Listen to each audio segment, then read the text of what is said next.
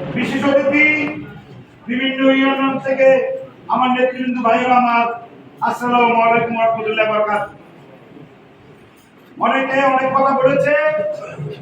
আমাদের আজকে আলোচনাটা কি? জিয়াউর রহমান মৃত্যুবার্ষিকী টাঙ্গাইল জরুরি আলোচনা। আজকে আমরা বক্তৃতার মঞ্চ করিনি, অন্য আলোচনা করব। যেহেতু যুবদল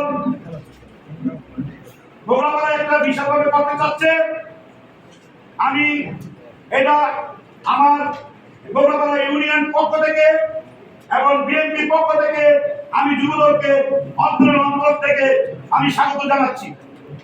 আর আমার সভাপতি যেহেতু আছে, আমি বিএনপির পক্ষ থেকে বগুড়াপাড়া অতীতে করেছি, আমরা দেখে আসছেন, দেখেছেন। আমি বগুড়াপাড়া মানবের সবসময় ওই পাশে করেছি।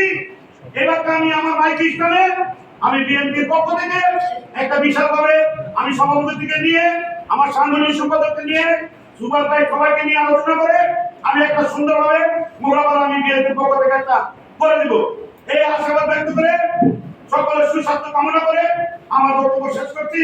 আসসালামু আলাইকুম ওয়া রাহমাতুল্লাহ।